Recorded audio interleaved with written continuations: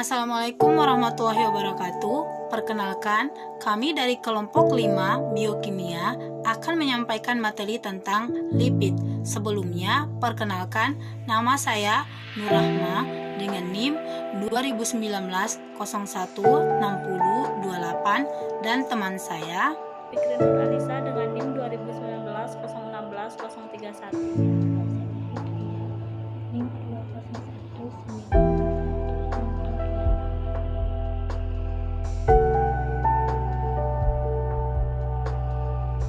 Lipida atau lemak merupakan senyawa organik yang banyak ditemukan dalam sel jaringan, tidak larut dalam air, larut dalam zat pelarut nonpolar seperti ether, klorofrom, dan benzena. Berdasarkan atas kerangka dasarnya, dibedakan menjadi dua, yaitu lipid kompleks dan lipid sederhana. Keduanya dapat dilihat pada tabel berikut ini. Berdasarkan polaritasnya, lipid dibagi atas nonpolar dan polar. Kelompok lipid yang bersifat nonpolar yaitu alkana dan alkena, lemak alkohol, lilin, sterol, tokoferol, trigliserida. Golongan lipid polar antara lain 1. Fosfolipid merupakan lipid yang berikatan dengan fosfat. Yang kedua, glikolipid merupakan lipid yang berikatan dengan komponen karbohidrat. Yang ketiga, proteolipid merupakan lipid yang tersusun atas satu residu asam amino yang dihubungkan dengan asam atau alkohol rantai panjang. Gliserin adalah senyawa organik polar yang terdiri atas 3 atom karbon yang mengikat 3 gugus hidroksil. Asam lemak atau asam karboksilat adalah senyawa organik polar yang mengandung 2 hingga 24 atom karbon dengan gugus fungsional utamanya adalah gugus karboksil. Lihat tabel.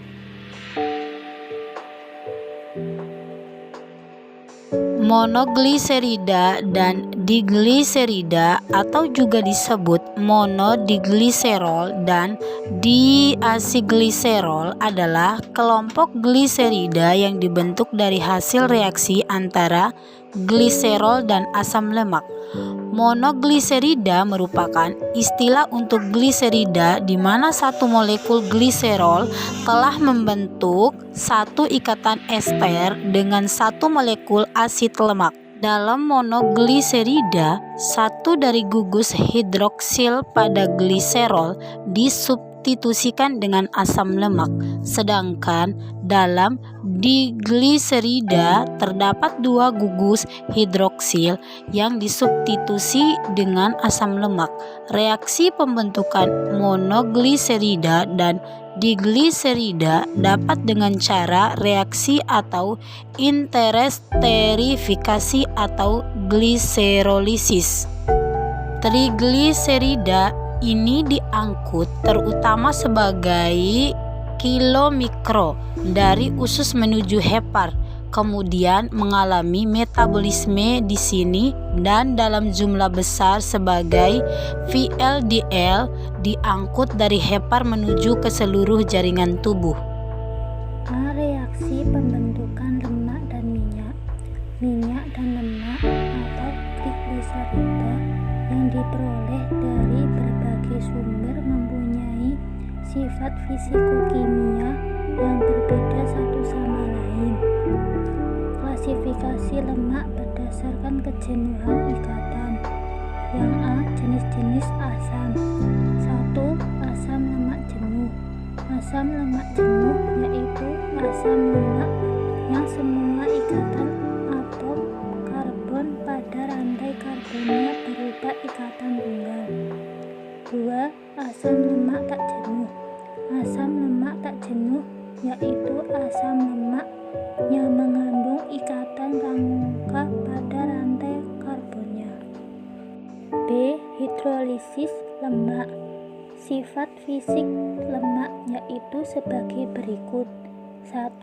Pada suhu kamar, lemak hewan pada umumnya berupa zat padat, sedangkan lemak dari tumbuhan berupa zat cair. 2. Lemak yang mempunyai titik lebur tinggi mengandung asam lemak jenuh, sedangkan lemak yang mempunyai titik lebur rendah mengandung asam lemak tak jenuh. 3. Lemak mengandung asam lemak rantai pendek larut dalam air, sedangkan lemak yang mengandung asam lemak rantai panjang tidak larut dalam air. 4. Semua lemak dalam kloroform dan benzena. Alkohol panas merupakan pelarut lemak yang baik. A.